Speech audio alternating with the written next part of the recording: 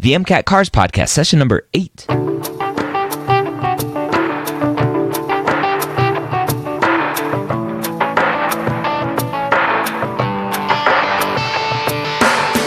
The Cars section of the MCAT gives thousands of pre-meds nightmares every night. Whether you're an ESL student, lack confidence while reading, or are a slow reader like me, Jack Westin and the medical school headquarters are here to help you score higher in every section so you can be confident you are ready to get the MCAT score of your dreams. Welcome to the MCAT Cars Podcast. My name is Dr. Ryan Gray, and I am joined, as always, by Jack Westin from Jack Westin, the expert MCAT Cars tutor. We are breaking down an interesting article today from Commonweal Magazine, all about footnotes. This was an interesting one, a hard one. And you'll hear, this one was hard for me, and it is probably hard for a lot of you. And Jack will help me read through and understand what we're reading so that at the end of it, we can hopefully answer some questions on the MCAT. All right, Jack, back with some more MCAT Cars podcast. I hope we have a fun passage again like last week where we got to talk about Beyonce and Drake and Taylor Swift. I think this one's interesting. I don't know if you might find it interesting. It has something to do with celebrity stuff. I mean, it's not really celebrity based, but it's like the other side of celebrity. So I think we could find some interest in it. And I really think the ultimate thing is just to make sure that I think as you read through the passages, don't let the emotions of, ooh, I like this topic, or ooh, this topic looks boring, kind of get in your head. Right? Yeah, absolutely. Because then you're just setting yourself up for failure to begin with. You're like, oh, darn it. Like, I have no idea what this passage is going to be about, and you haven't even read anything yet. Yeah, the goal is to go in with a blank slate, open-minded, right? Embrace anything that comes your way, right? You're going to learn something new, right? We're about to learn something new about something that we've never probably read about before.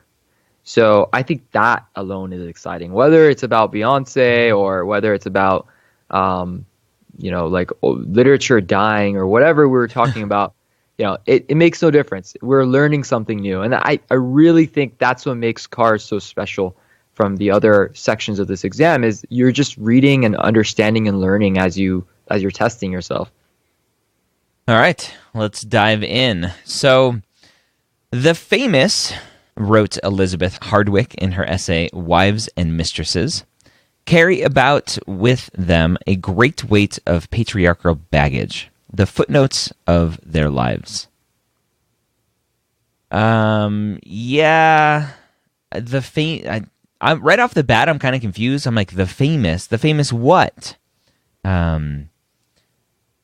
But then I keep reading, it's an essay, Wives and Mistresses, and then patriarchal baggage. So I'm wondering if this is something about famous wives. And that's all I know at this point. Yeah, and so they're using the famous as a way to bring in the wives and mistresses, right? So if we want to break this sentence down, it's basically saying that the famous carry, right, something with them, right? The footnotes, so of their lives. So something that they carry is a footnote, right? We don't know exactly what that is, but we can probably assume it's their wives or mistresses or someone secondary to them, right? Mm-hmm. That's it. And we have a name, Elizabeth Hardwick. Correct. So this is what Hardwick wrote. Yep. Right. Hardwick, a sort of self-styled footnote to a famous man herself, knew what she was talking about. So the author is saying that Hardwick herself is carrying around something of this footnote because she herself was either married to or related to or had relationships with a famous man. Right. The footnote is the baggage. Yep. Right. So if you go back to the first sentence, I think this is important to point out. Do you see the M dash? The it's just a hyphen. It's like a dash, right? Yep. That separates important stuff from maybe not so important stuff. So the footnotes is not that important. It's just another way of saying baggage. Yep. Okay. And in some way, the author is saying that Hardwick was a footnote, was this baggage to a famous person, a famous man. Okay. I'm just excited that you knew what that M dash is, or I call it an EM dash, that EM dash, and I'm excited that the writer knew how to use this dash, because a lot of people put a space before and after it, which you're not supposed to do. So yeah. it's one of those things that I never knew anything about it until I started writing books, and I'm like, oh, now I know what this is, and I've been spreading the gospel ever since. Nice. But side note, footnotes, she continues, worry a lot. Footnotes. So this baggage, worry a lot. I don't know if it is the author. Well, it's the author is writing. She continues. So she's attributing this to Hardwick. The worry a lot. Is that worrying other people? That's the question. Think about it this way, right? You have a mistress. You have a wife. Right, a famous person has a wife or a mistress, and a mistress, and a mistress, yeah, and they worry. That's all it is. These people are worrying. That's it. Okay. They can be mistresses and wives, sometimes, but not often, husbands, friends and enemies, partners in sudden assignations. I'm lost in this sentence because I'm like, mistresses and wives, sometimes husbands, friends and enemies, partners, they're like pitting each other against, showing the dichotomy between the two. Right. It's basically suggesting that a footnote could be anyone. It could be a wife or a mistress. It could be a husband. It's someone secondary to the famous person. It's someone not so important. Okay. In a way. Okay, I think that's that for me. So this goes back to my struggle with reading comprehension is I didn't put together the they as footnotes. And then so for somebody reading this, especially ESL students, because we're attributing they, a lot of people will be like, well, they hasn't been defined yet. They assume that we're still on the same conversation. Yeah. Right. But for me, I struggle with that. So footnotes, and footnotes are these things, this baggage. Exactly. Exactly. Yeah, I think the fact that it starts with footnotes, she continues, tells you that we're still talking about footnotes. But it's easy to lose track of that as you read the next sentence. Yeah. That's why, and this is just something I know from being in medicine and being around a lot of Indian physicians, and I have Indian friends who say today morning. I don't know if you know this, Jack.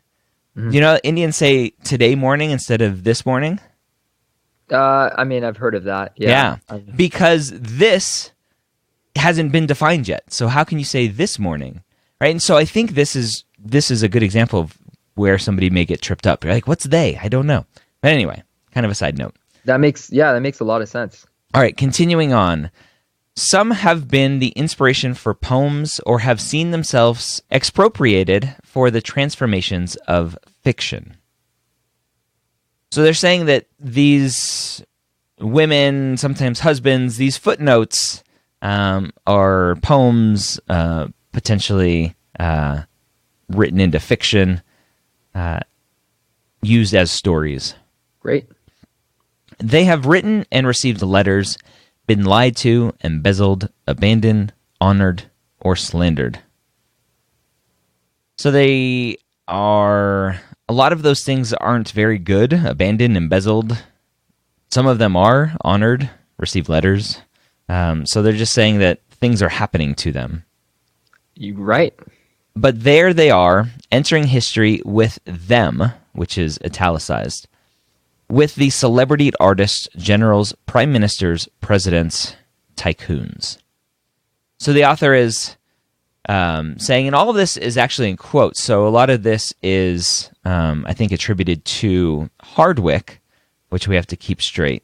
And Hardwick, I think, is saying that they're entering history as a footnote to them, to typically the male that they have been associated with. That's exactly it. Yeah. And I love how you made that connection. You're like, oh, well, we have to make sure we know who's saying this. And that's very important. It's Hardwick. Hardwick is saying all this stuff, right? I mean, it's quoting Hardwick.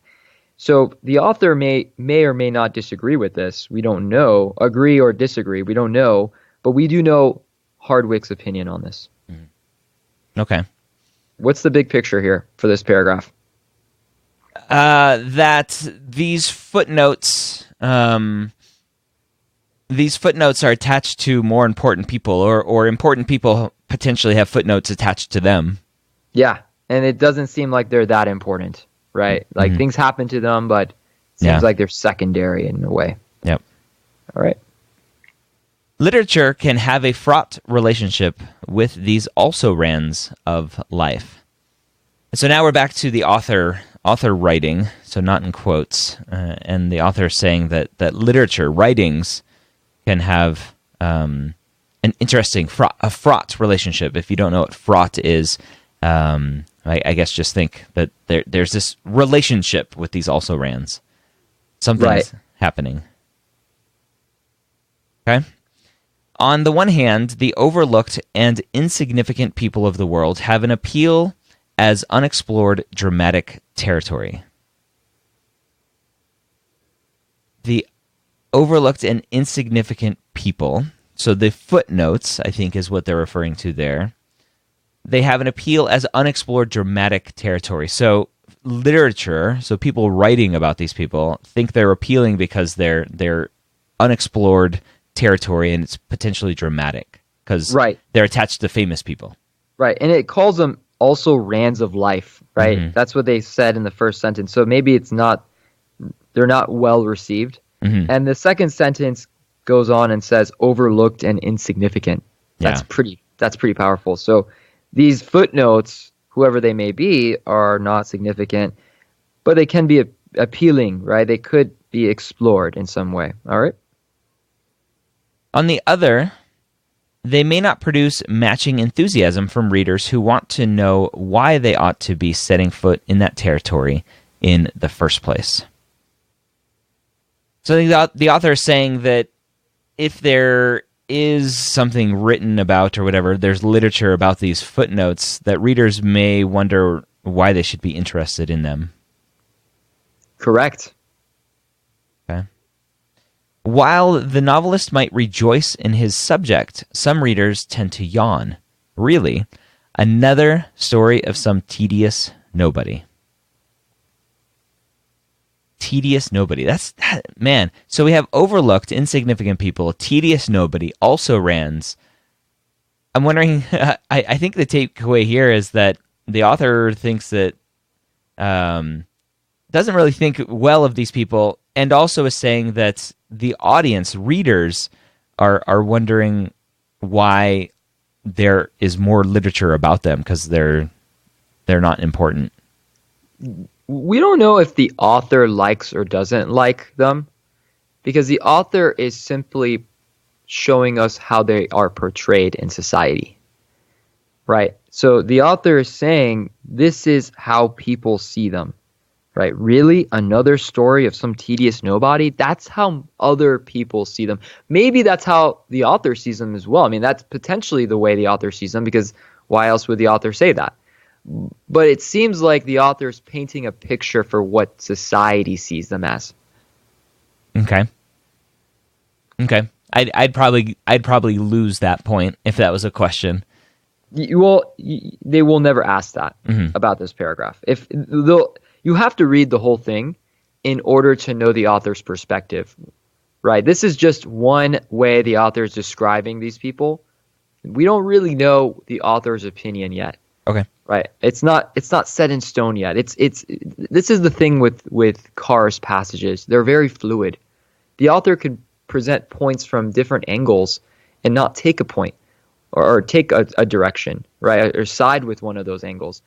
And then you have other passages where the author is very lopsided, on one side, totally on one side. So it just depends on what you're reading and how they're saying it. And a lot of students are not necessarily comfortable with that, but with experience, you realize this is just a conversation. Okay. The take home for me is stop jumping to conclusions. Right. Be open to anything happening at any time, right? And just try to understand it for what it's trying to say. It's trying to say that these less important people are kind of difficult for literature to depict.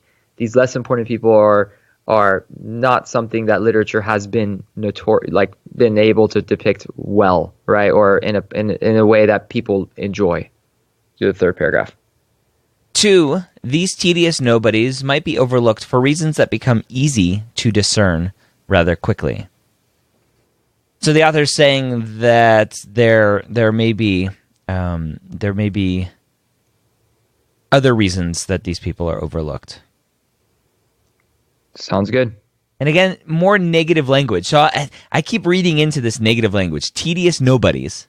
Right? I'm like, man, the author keeps using this negative language. I mean, it seems like the author doesn't like them. You could definitely think that way, but the way the author is saying it, the author is kind of using a rhetorical way of saying this, right? To convince you this is how society sees them, right? So that's the hard part. How do you know whether this is the author's opinion or whether this is the author's opinion on how society sees them as? That distinction doesn't matter right now, right? It doesn't matter because right now they're the same. But be open to the author changing their opinion, right? And being aware that this is what the author's doing will help you with that. Go ahead.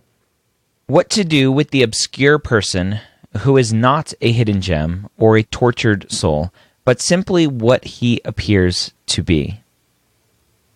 Oh. I don't know what he's trying to say there. Same thing we've been saying this whole time, right? So go ahead, take your time, try to break it down. What do you like? I don't recommend rereading it. Yeah. But what was going on before? What's been occurring before this? The author is just talking about these nobodies, and why they are overlooked potentially. Okay. So the author in this sentence is just saying, what do we do with these people? Right? We don't like them. What do we do with these people? What should happen? Right? And that's just another way the author is trying to show us that society doesn't care about them. Right? So what I'm imagining is some kind of golem or some kind of like troll, like what do we do with this thing? And that's how the author is trying to portray Footnotes in a negative light, that people don't know what to do with them. They're kind of bad, like they're icky, what should we do, right? So that's the way the author is trying to speak to us right now. Oh, getting heavy in here. While I rather like, for instance, the heroine of Jane Austen's Mansfield Park, her stick-in-the-mud qualities have made her infamously dull to many. So the author is introducing another work of art here, Jane Austen's Mansfield Park, and he's saying that he likes it or she likes it, the author likes it, but many people find her dull, or the heroine dull. This is making it very clear, right? So the author likes this footnote, but maybe other people don't, okay? How do we, the word that you used there, the author likes the footnote. How are we supposed to tie in the heroine of Jane Austen's Mansfield Park as a footnote? Well, what have we been talking about this whole time? Well, the footnotes. So unless they make it clear it's something else, we have to assume it's a footnote. Well, they say the heroine, so I'm like, oh, maybe something different. Right? Isn't heroine a good word? So that's the thing. They can use different ways to explain the same thing, right? So in this case, it may be perceived a little bit different, but not so much so that it changes the footnote. It's still a footnote in some way, right? And that's where assumptions come in and can kill you, right? Because if you start thinking, well, it's a heroine, it's not a footnote, you're confusing yourself. They never educated on that the difference there. So we have to assume that it's just a footnote. Okay. Sometimes boring people are simply that. Boring. So boring people, footnotes are just footnotes. They're boring. Right. Now, in this case, maybe they're not exactly footnotes that they're talking about, but whoever it is, they're lesser known people, most likely footnotes. They say stick in the mud qualities. You don't need to know what stick in the mud really means, right? But it probably is associated to being boring, because then they continue and say, have made her infamously dull to many. So it's probably something that's bad or something that's boring. Okay, so what's the big picture of this paragraph? For me, really, the big picture is just the last sentence, that boring people are just boring.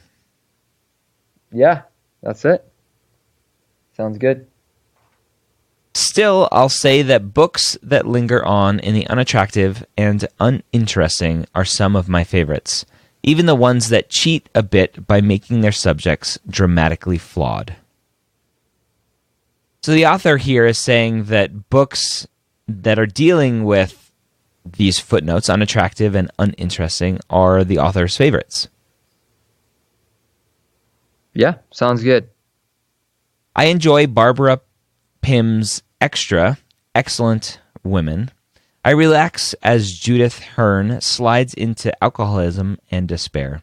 I grumble along with the underground man. I follow Bernano's country priest as he struggles to minister to a parish that really would rather he didn't. And so these are just several pieces of works that the author is listing that he or she likes. Even in more sweepingly ambitious novels, there's usually one or two mediocrities flitting about, sad and self-conscious, and I attach myself to them. So again, just pointing out that there are some books out there where there's mediocre things, but the author really likes that. That's it. That is exactly it. So the author seems to enjoy reading about these footnotes, and the other paragraphs have suggested that they are boring. So now we see that distinction, that the author likes the footnotes, likes reading about them, whereas society as a whole, not so much. Madame Bovary, Gustave Flaubert's novel of a beautiful, restless woman who marries a dull but good man and slowly destroys both of them, is itself a kind of tribute to insignificance. So again, just one more example of a book that the author likes that that others may apparently think are just footnotes and not good. Right. Emma Bovary sees herself as someone who deserves some sort of attention that is never quite under her command. It eludes her in marriage and in adultery and in her occasional fits of piety. So again, the author's just describing this character, this footnote in this book that the author says he or she likes. The ways she seeks to extract something deeper from life mostly land her in debt. So the author is painting this picture of this one character in this novel, this story, this work of art, whatever it is, and showing that this character is trying to extract something deeper, maybe trying not to be a footnote, but it just keeps landing her in more debt. Yeah, sounds good. Even if her suicide is a shabbier affair than it ought to be, dragged out over days as her skin becomes covered with black spots from the arsenic she ate. Wow, that doesn't sound very fun. So again, just pointing this picture of this character who is not well known, is a footnote. Right, and you don't need to really know exactly what the footnote is doing, but it seems like it's interesting to the author, right? Like they're doing something that maybe most people don't find interesting, but the author does. Mm-hmm. And this is an example of some, one of those pieces that the author likes, other people don't necessarily like. Yeah. Okay. Many readers are as charmed by Emma as she is charmed by herself, arriving at the book's conclusion filled with a passionate hatred for Emma Bovary's hapless husband, Charles, whose fault that sad situation must somehow be. So the author here is now bringing in Charles, right? Because the footnote has to have the patriarch, apparently, according to the first sentence. So now we have Charles and blaming Emma's footnote situation on Charles.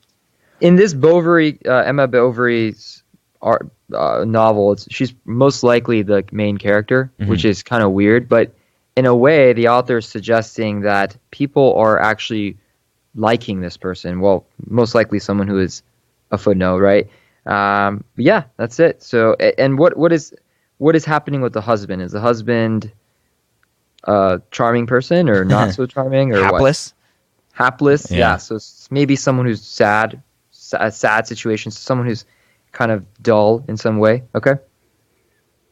We can drive people to betray us and even invite us by passivity, indifference, blindness, and self-hatred, writes Judith Sklar, for instance, in her essay on betrayal in ordinary vices.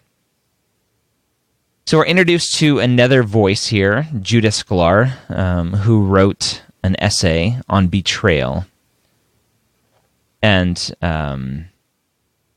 the author is showing us that Judith wrote that we can drive people to betray us, invite us, etc., by indifference, right. Self-hatred.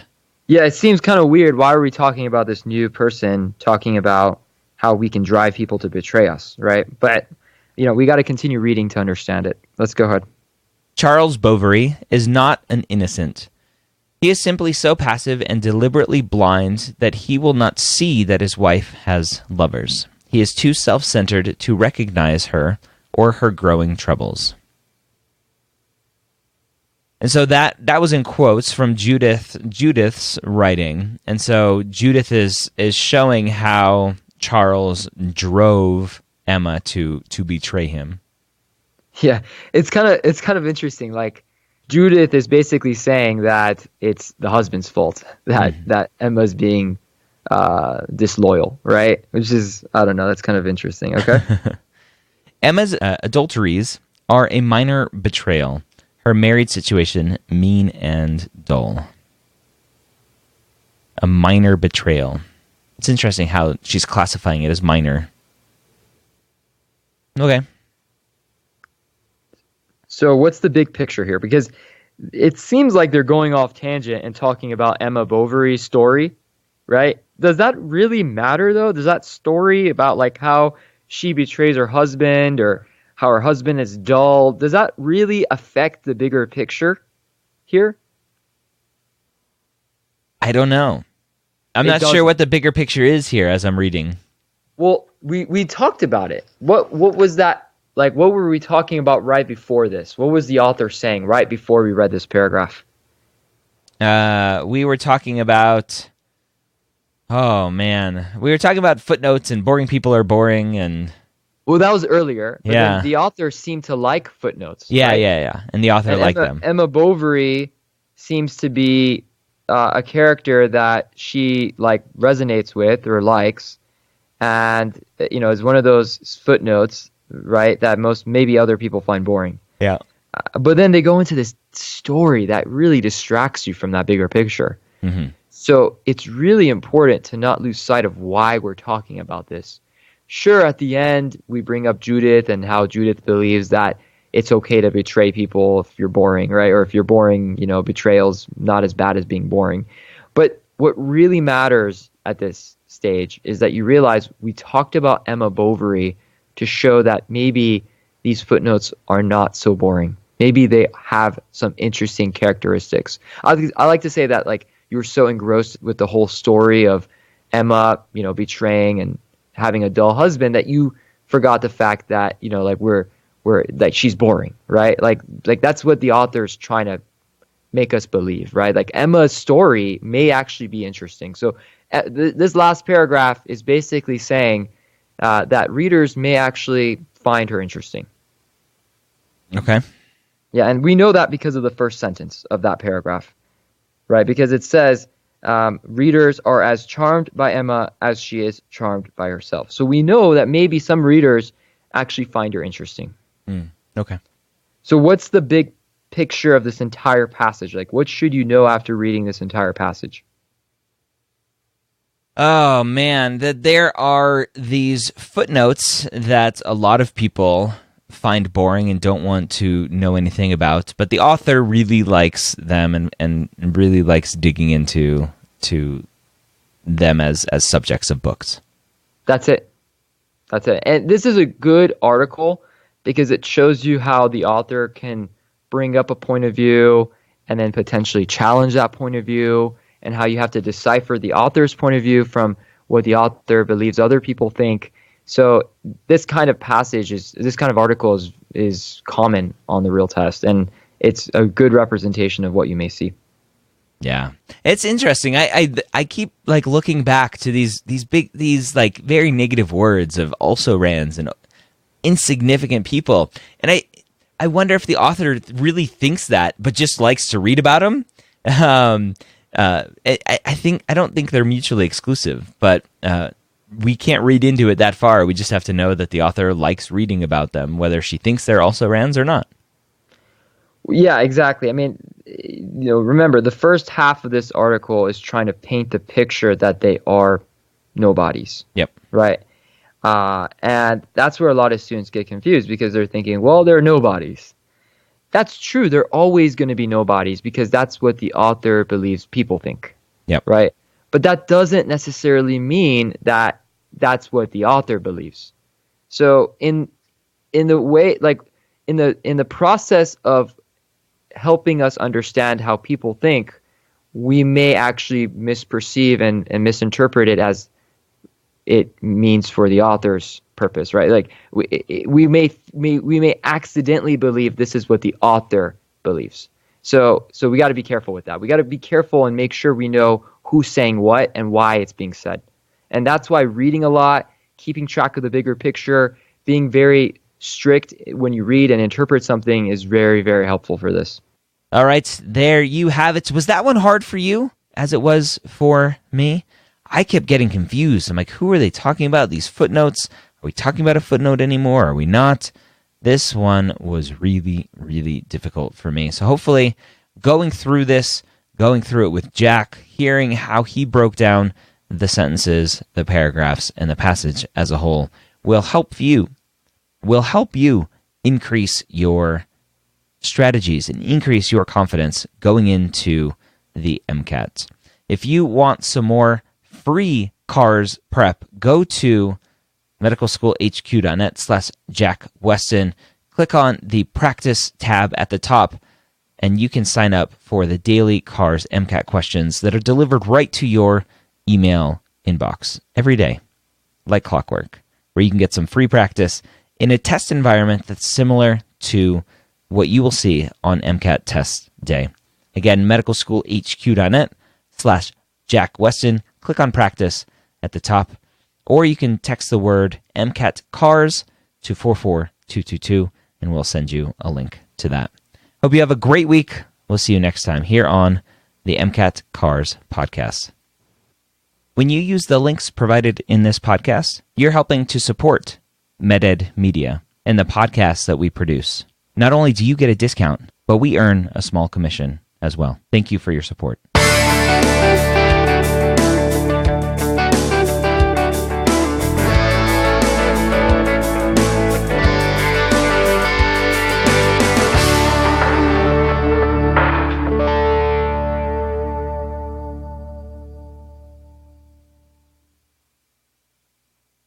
Friends and enemies, partners in sudden assignation. In sudden assignations.